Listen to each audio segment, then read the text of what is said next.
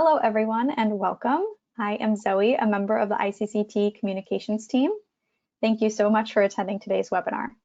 This webinar is being recorded and will be available on our YouTube channel in the coming weeks. Everyone has their microphones on mute. If you have questions, you can write them in the questions block to the control panel in the right of your screen. After the presentation, that will last about 25 to 30 minutes, we will have an additional 15 minutes to answer questions from the audience. Today, we will talk about the benefits of adopting key medium and heavy-duty vehicle emission control policies in U.S. states, presented by Ray Menares and Jeff Hook. Ray is the Heavy-Duty Vehicle Program Director at ICCT. He manages a global team of researchers supporting the transition to a soot-free, low-carbon, and zero-emission commercial truck and bus fleet across major vehicle markets. Jeff joined Sonoma Technology in 2019. He's a nationally recognized expert on transportation-related air quality with over 30 years of experience assisting federal, state, and local partners. Now I will hand it over to Ray for the presentation. Thank you so much for that, Zoe, and thanks everyone for joining us today. And we're really excited to share with you all some new research that ICT has just published last week. What we released was on September 27th, a couple of materials. So we first of all are focused here today on what are the benefits of adopting key medium and heavy duty regulations, largely shaped by the precedents that California is setting with those regulations. And we'll talk about what exactly those regulations are in a moment. But just so everyone is aware what it is that we're focusing on today and how you can access the actual materials, you can visit our website. We have a summary fact sheet. We have fact sheets for 16 states plus District of Columbia, as well as supporting spreadsheets. We're going to use today to really dig into what all of this material is for and what it is that it's showing for those that are interested in how not only US states, but governments in general can advance the pace of electrification of their fleets, but also deal with the burden that we continue to experience from exposure to internal combustion engine vehicle emissions and the relevant policies to control those. So the structure of today's presentation is fairly simple. I'm going to start with a brief context setting and overview. I'll hand it off to Jeff Hook, my colleague and partner in this work, who will walk through exactly how he and his colleagues at STI supported ICT in generating the estimates that we've now published and the results and implications of those. And then I'll just wrap up with some final concluding thoughts. And at that point, we'll have some time for any questions that any of you might still have. So just to set some context here, for those that are joining because you have an interest in zero-emission heavy-duty vehicles, I just wanted to first set the stage for what that market looks like today. ICT just last week also published its state of the zero-emission bus and truck market in the United States and Canada, where you can find these figures. So it should be no surprise, I think, to those who follow this transition that China is the largest vehicle market with respect to heavy-duty zero-emission buses and trucks. And that's been true for many, many years. It continues to be true. But the market that is starting to pick up some pace is Europe in particular. And so based on our estimates, China has about 92% of the sales globally since 2019, and Europe has about 4%. The US, in comparison to all of that, still has about less than 1% of all of its medium and heavy duty sales that are zero emission. And so the trends point to growth in that, but policy is obviously going to play a role in that pace. So that's in part what we're here to talk about today. And just to focus in a little bit more on the US market, and here we're including Canada as well, you can see the growth trend in zero emission medium and heavy duty sales over the past several years. Based on the data that we have access to, we did exceed about 1,000 sales of zero-emission medium and heavy-duty buses and trucks in 2020. But obviously, with the pandemic, things changed. And so there's sort of lost some of the pace there. But the question will be, as the markets return to, say, pre-COVID investments, how will that sales share split end up? How much of those new sales will be diesel versus electric? So that's an important question that remains to be answered. When it comes to how policy is driving this at the federal level, so many of you are probably aware that the US EPA has greenhouse gas standards for medium and heavy duty vehicles, and just this year proposed revisions to those, with the revisions to their phase 2. President Biden has asked EPA to also propose a phase 3. Based on our analysis, before EPA's proposal, we were expecting a baseline uptake of about 8% of zero-emission sales by 2030. With EPA's proposed revisions to phase 2, we saw no difference with that. And that's largely to do with the fact that the EPA proposal was more or less staying in line with a baseline penetration. But now EPA has come back and announced that there will be a supplemental proposal to that phase 2 original proposal. So we have a to be determined right now on what that proposal will be.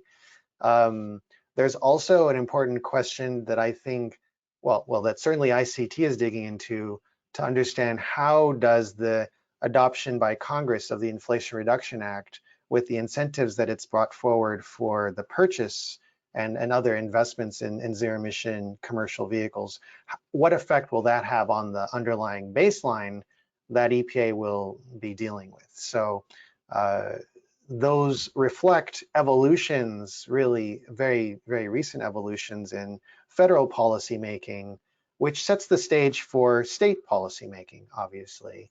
And it's really at the state level that more, let's say, stringent policies actually requiring zero-emission deployments are being adopted, whether that's through legislation or through regulation. And it's reflective, those actions are reflective of a collective effort that a number of states have organized around, and most recently reflected in what's called the Multi-State Medium and Heavy-Duty ZEV Action Plan. So this is an effort that California has been heavily supportive of and involved in. Also, our partners at NESCOM have been very engaged in facilitating much of this process. Now that we have that action plan released, I just wanted to point out a couple of the key actions that that document is suggesting. One of those is that states adopt the Advanced Clean Trucks rule that was first developed by California. Secondly, that states pursue fleet purchase requirements, whether those are for privately owned vehicles or for transit buses or school buses. Government vehicles are also a part of that landscape of fleet purchase requirements. And lastly, that the rule also suggests that states adopt California's Heavy-Duty Omnibus regulation. So ICT is taking a page from this action plan and also from the multi-state MOU joint effort. Earlier this year, we actually published our analysis of what the benefits would be of states in unison taking these types of actions. So just to give an example, in April, we published a report on the benefits of the multi-state MOU, and this is looking specifically at those states adopting the Advanced Clean Trucks program. So we have estimated, if states were to follow through in the MOU by actually adopting 100% sort of achieving their goal of 30% sales of zero-emission trucks by 2030 and 100% by 2050, that we're looking at a reduction of around 66 to 77% in well-to-wheel CO2 emissions by 2050, compared to a 23% business as usual. The difference there relates to what direction decarbonization of the electric grid itself takes. And so there's some states are actually adopting policies on that, but here we're looking at the potential kind of uncertainty in that. Obviously, if states were to move faster and adopt by 2040, then we're seeing somewhere between a 72 and an 85% benefit. This is all work that ICT published back in April. We've also already released what we think the benefits are of these states adopting the heavy-duty omnibus rule. And fortunately, the baseline for NOx shows steep declines because we have turnover of the fleet towards cleaner engines, particularly the US 2010 and newer engines that are using SCR systems. But there's still a substantial reduction that is available if states were to go further and adopt, effectively more effective and efficient and durable NOx emission control systems that are commercially available and that reflect California's own policy. So these are some examples of the analysis that we have already done that sort of set the context for what states can do going forward. So just to wrap up on my side here, we last November released a companion analysis to what I just showed, where we looked state by state and estimated what the benefits are of adopting these specific rules annually and cumulatively between 2020 and 2040. The table I'm showing here is just a screenshot of our summary fact sheet, which you can still find on our website, from that analysis back in November, reflecting what we understood at that time to be the policy potential, which is to say the policies that had yet to be adopted by the time of our publication. Subsequently to that, we did see a number of states adopt the Advanced Clean Trucks rule. 5 of those adopted it. We also saw 2 states adopt the heavy-duty omnibus rule, and 1 state actually adopt the California Phase 2 greenhouse gas emission standards, which are effectively identical to the federal ones, but kind of create a pathway for states if they wanted to actually enforce the trailer standards at a state level that currently are not enforceable at a federal level. So all of that brings us to today.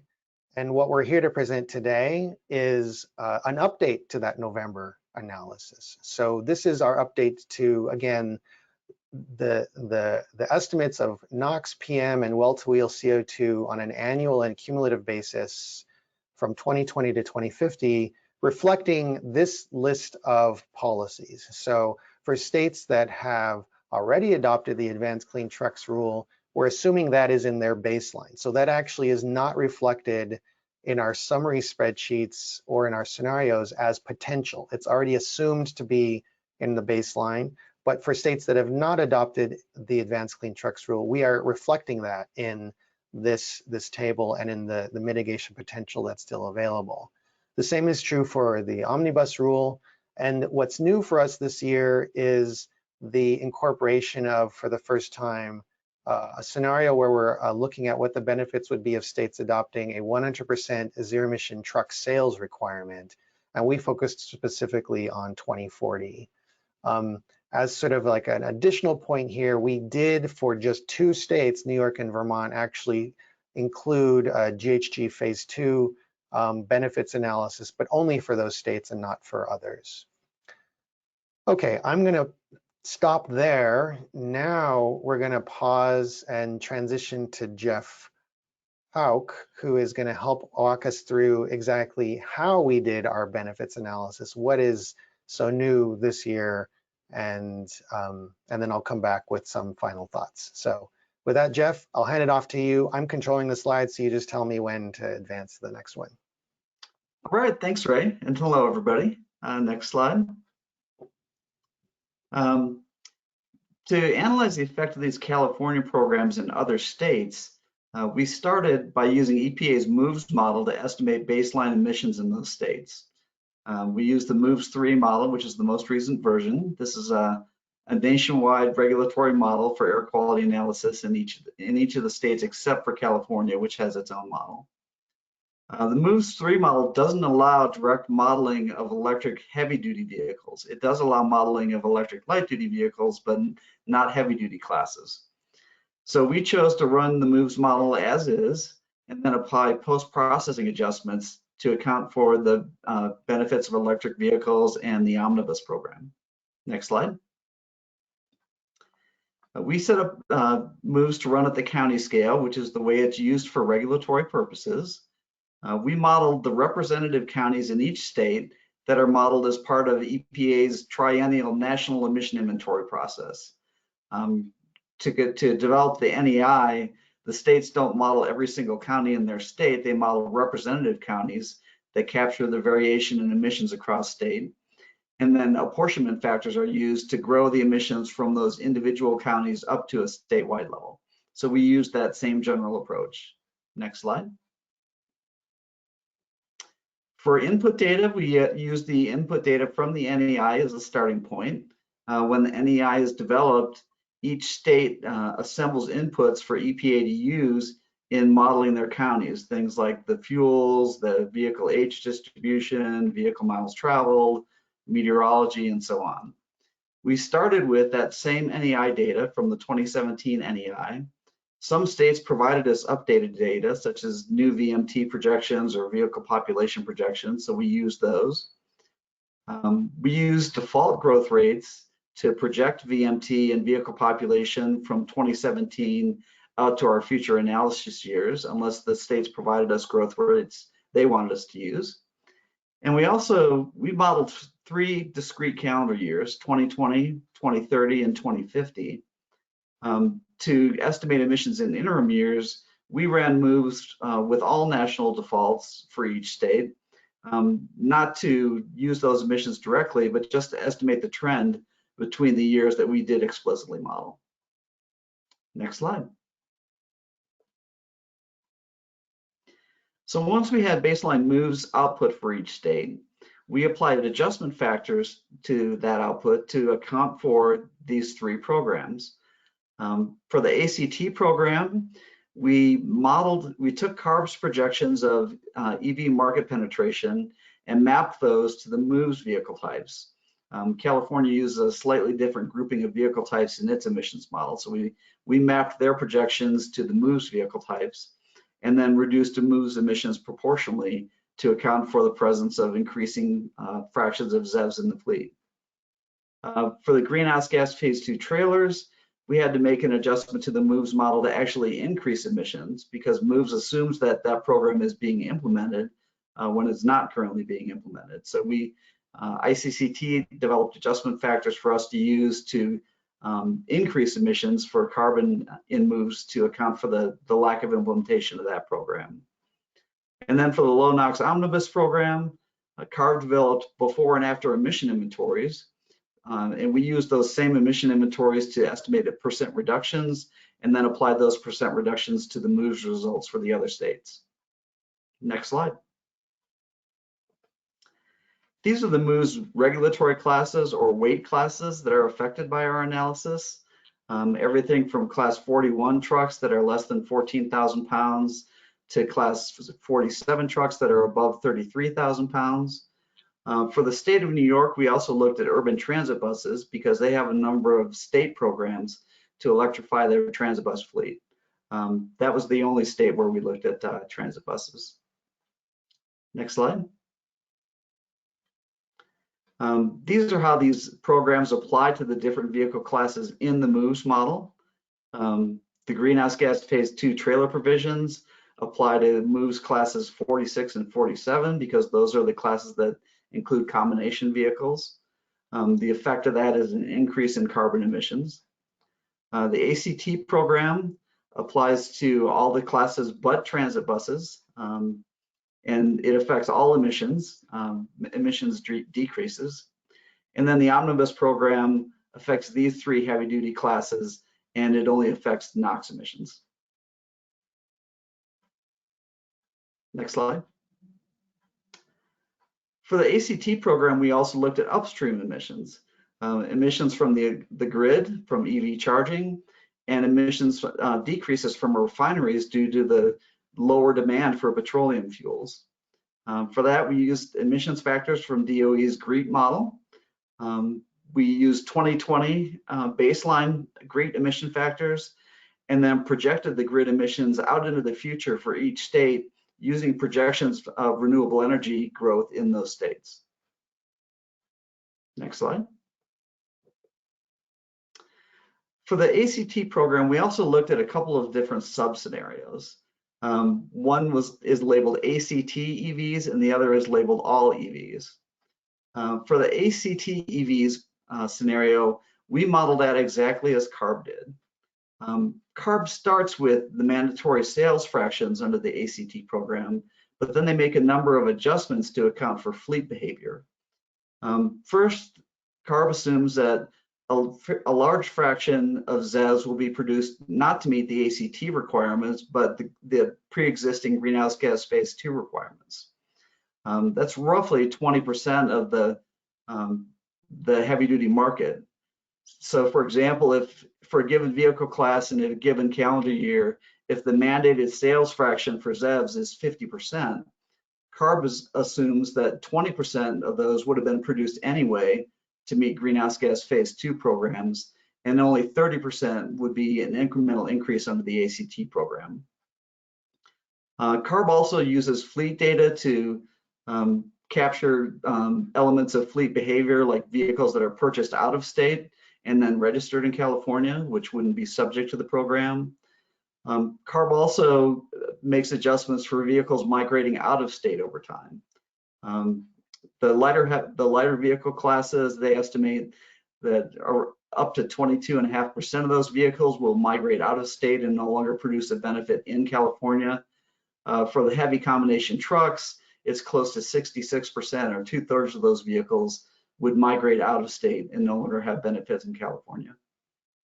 Next slide. We created a second scenario labeled all EVs and backed out some of those assumptions. Under this scenario, we're looking at all ZEVs, whether they were produced to meet ACT or greenhouse gas phase 2. We're still assuming out-of-state purchases, but we no longer assume out-of-state migration. We feel that this scenario gives us a kind of upper bound that better captures the total possible heavy-duty electric population in each state. Next slide. One quick example on how these different factors affect ZEV sales. In this table, I have the total new vehicles registered, the number that were purchased in state, the number of those new vehicle purchases in state that are ZEVs under either ACT or greenhouse gas phase 2, the incremental ZEVs due only to ACT, and then the ZEVs that remain in state after a 5-year period. You can see that for the light vehicle classes, ARB is modeling them as all being purchased in state, and that they all remain in state. They don't migrate out of state after 5 years. For the heavy vehicle classes, you can see that there's a large fraction that's purchased out of state, a large fraction that is considered to be due to greenhouse gas phase 2, and out of 1,000 vehicles registered, only 300 of them are remaining in state after 5 years. Next slide. So the results of our analysis are presented in a big spreadsheet. It includes the original unadjusted moves output, the emissions estimates for each of the scenarios we modeled, and the GREET upstream emissions for the ACT scenarios. We also estimate EV fleet penetration under the ACT program, and the spreadsheet also includes all of the post-processing factors that we use to arrive at those results. Next slide. In 2021, we estimated emissions for 14 states that are listed here. We modeled the ACT Omnibus and Greenhouse Gas Phase 2 trailer program.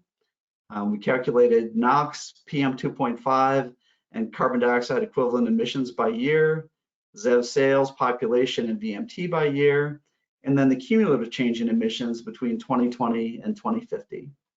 Next slide. This year, we've added 5 new states. We've removed the greenhouse gas phase 2 trailer scenario for most states, as Ray mentioned, and added the new 100% ZEV sales by 2040 scenario. For the states that had already adopted ACT, we reanalyzed them with that included in their business as usual case. We remodeled 2 states with new moves input data. We added ZEV efficiency factors to calculate the electricity demand on the grid to reflect the fact that electric vehicles are much more efficient on a tank to wheels basis than petroleum fueled vehicles are, where much of the energy and the fuel is just lost as heat. And finally, we are also getting ready to model British Columbia and Quebec to see the impact of those programs there. The next few slides just show examples of the results that we present in our fact sheets. The cumulative emission reductions for the different combinations of programs for the 3 pollutants. Next slide. The fact sheets also have graphs showing total emissions of those pollutants. You can see, of course, that business as usual has the highest emissions, and there are incremental improvements as you combine the programs. Next slide. This is the same thing for PM. The Omnibus program doesn't affect particulate matter emissions, so this only looks at the ACT and the 100% ZEV elements. The reductions here are not as large because a large portion of PM 2.5 emissions are brake and tire wear, which are not affected by electrification. Next slide. And then finally, carbon dioxide equivalent. You can see the business usual trend, and then the impact of adding ZEVs to the fleet, along with the impact of zero carbon, more renewable energy in the grid. In the case of Virginia, they're projecting 80% renewable energy in the grid by 2040 and 100% by 2050. So on a wells to wheel basis, there's a large drop due to electrifying the fleet. Next slide.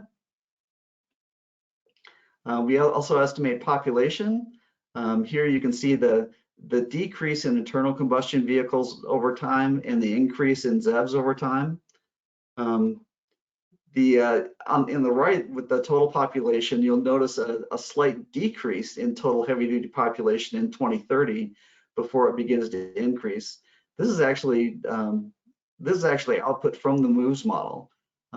For several of the states we looked at, MOVES projects that the heavy-duty population will actually decline before it starts to increase in later years. That's due to the baseline population estimates that EPA uses from the Department of Energy.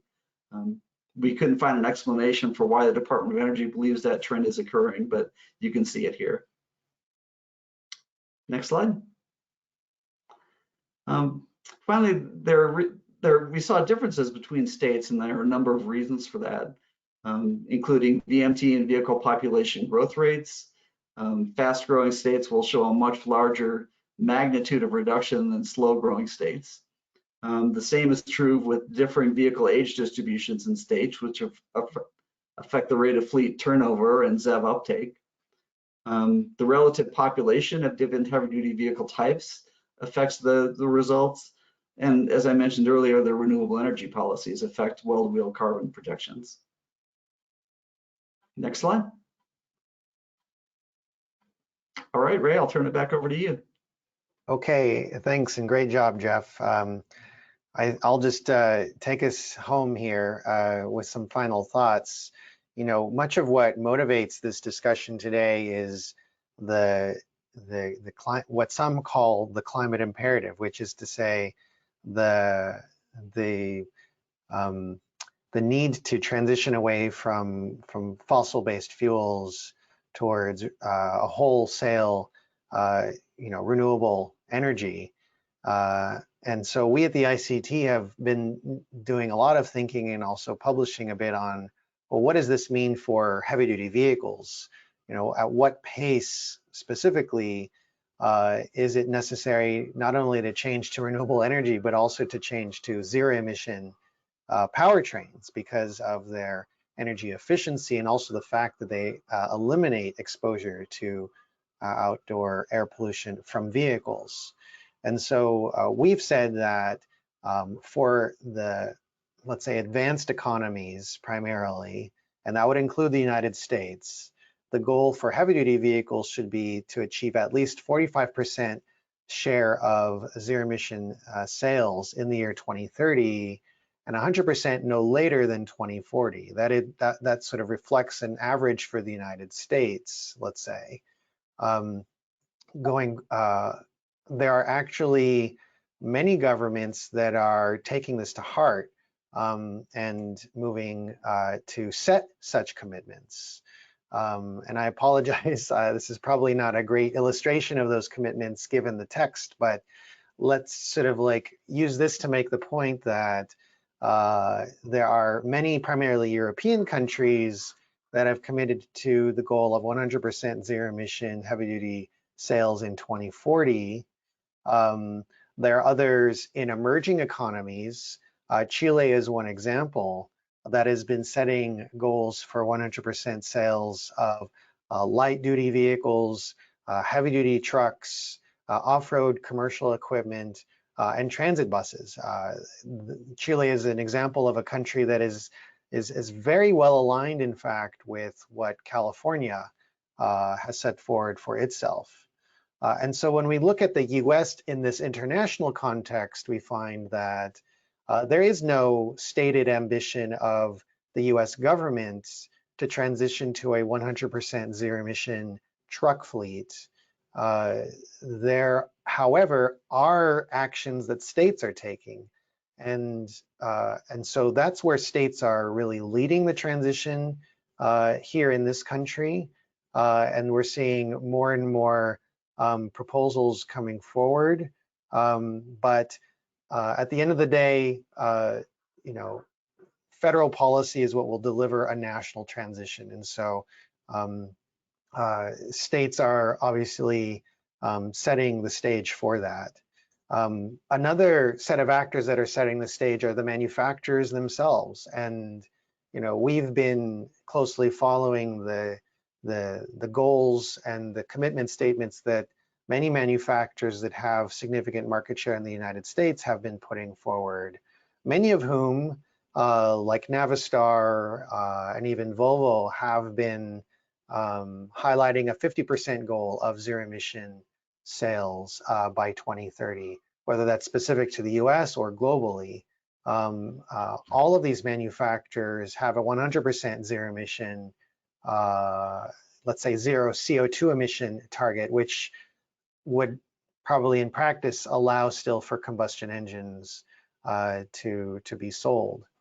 And then the investments that they're making in the production of zero emission vehicles. In our recent publication on the US and Canadian truck market, we actually include this map, which is reflective of those states that are the production sites of zero emission buses or trucks. And here we're also including Canadian provinces. So even with less than 1% market share today for zero emission, it's clear that manufacturers are setting up production, and that many states, including states like Texas and Georgia, even South Carolina, are places where we can find zero emission buses or potentially trucks being produced today. So that's all an indication of the momentum that's building around this work, and something that states really can champion as they are advancing state level policies. So that's more or less the conclusion for today. Here I'm just going to leave everyone with a slide that is listing where you can find on our website everything we've discussed today. There's our summary fact sheet for what we've released in September, there are the individual state fact sheets and spreadsheets. So if you are somebody, let's say in Colorado, you can go to that link and you can see exactly what it is that we've said are the zero emissions projected sales, the benefits in terms of NOx, PM, and CO2. You can find that in a fact sheet form and in the spreadsheet with all the underlying calculations and input data from moves that Jeff and his team have been generating. There is an original methods paper that we published last year that accompanied our analysis then. It's still relevant to the analysis that we're releasing this year. Jeff has highlighted, and much of our supporting fact sheets indicate some small, let's say, methodological improvements, but that by and large, the original methods paper is the resource to go to if you really want to understand at the fundamental level what it is that we're doing here. And of course, there's all the work that we published last year that you can also reference if you're trying to understand what's changed between this update and last year's work. So with that, here's my email address for anyone who wants to reach out to me and any other member of the team who was involved in this work. That can include questions for Jeff and how STI ran the moves model and what input data they specifically used if you're unable to find that in any of the materials that I shared. So please feel free to reach out to me with any of those questions. I think with that, I'm going to hand it back over to Zoe in case there's anything more to discuss, let's say. Yes. Thank you, Ray and Jeff, for that wonderful presentation. Great job to you both. Looks like we have a couple minutes for questions. So attendees, if you have any questions, remember you can write them in the questions box in the control panel. We'll get to as many as we can today. If we don't get to any, as Ray said, you can email him. You can also email communications@theicct.org, and we will make sure we get back to you. All right, so first question here. What effect will the Advanced Clean Fleets rule under consideration in California have on state electrification strategies?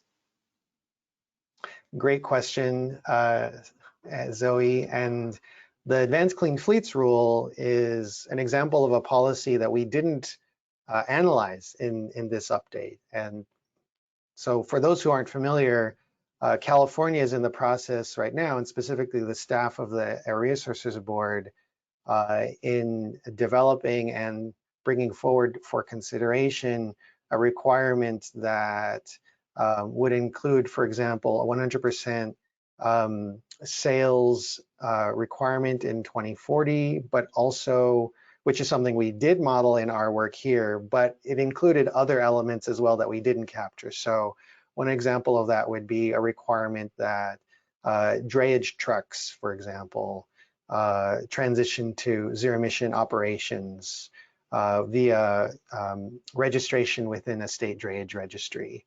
There are other requirements that include specific schedules for trucks to transition to zero-emission operations. So the ACF is an example of a policy that we've not yet analyzed, and I would argue there's a possibility we would analyze that in the future, at least those elements we've not yet brought in to this year's analysis, because it is an example of a policy that is reflective of how a state could go about transitioning the existing fleet to zero emission, which means all those trucks that were sold when there was no requirement for zero emission sales. And that would be a way to accelerate, in effect, the turnover of a fleet at a pace that is more aligned with let's say, our climate goals or the state's own climate goals and air quality goals. So the effect is huge. My sense is that the ACF is unprecedented globally as a policy and a potential model for not only other US states, but other governments around the world. Great, thank you, Ray. Kind of building off of your answer with this question, are there any other key policies that ICCT will consider incorporating into future work? Well, one policy that has come up for consideration as being included would be something like the Innovative Clean Transit Rule, which is a requirement that California has for all transit bus purchases to be zero emission. So that's an example of a policy that is actually one of the first that California adopted to begin the transition of the heavy-duty vehicle fleet overall. And it was a purchase requirement and is now taking effect with specific purchase requirements for 2023, 2026, and 2029, which is the year in which those purchases must all be zero emission. California doesn't, to my knowledge, have any sort of policy to require the in-use fleet transition to zero emission, but it does have goals for that. There are governments like New York State, for example, that is expecting transit buses to transition as a consequence of the goals and commitments that specific transit agencies themselves have set. And we actually incorporate those expectations in our New York analysis. So, but to my knowledge and my recollection, I think New York State may be the only one where we incorporated that. And correct me if I'm wrong, Jeff, is that correct? Yeah, that's correct. New York was the only state where we explicitly modeled electric transit and electric school bus programs. Yeah. And just another kind of thing that comes to mind here, Zoe, is that, President Biden has endorsed the goal that 100% of medium and heavy duty truck government purchases be zero emission by 2035. So that's another kind of example of a policy that we haven't incorporated here. But it is important, it is meaningful, and it does set sort of a tone and a pace for what is possible at the federal level. But that being said, I think those of us who are watching this play out, it begs the question whether, for example, the US Postal Service can be successful in both setting its own goals and actually finding the funding to transition fully at a pace that the president has set. So there are those kinds of things that we have not incorporated into our analysis and are considering for the future. That's really interesting. Thank you, Ray and Jeff. I think we have time for about one more question here. I'll fit it in right at the last minute. This one is, how do the estimated emissions reductions relate to the Clean Air Act compliance for various states and regions? Well, we modeled considerable NOx reductions when these programs were implemented, which would, definitely help states meet both the ozone standard and the and particulate matter standards. The particulate matter reductions aren't as large. Again, that's mainly because you see a 100% reduction in exhaust emissions, but you don't see anywhere near that level of reduction in brake wear and tire wear emissions. That's an area where future research would be useful to see how much electrifying a vehicle really does affect those emissions. Yeah, and I'll just add to that the benefits of, let's say, the NOx reduction benefits of electrification, are benefits that accumulate over a long period of time and are less immediate than the benefits of requiring, a new, let's say, Model E or 2027 combustion engine to have a 90% reduction.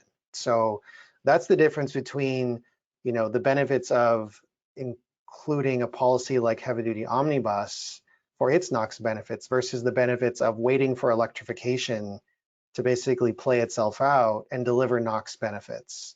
So by and large, I would say my sense coming away from this work is that cleaner combustion engines have the potential to deliver significant immediate NOx benefits today.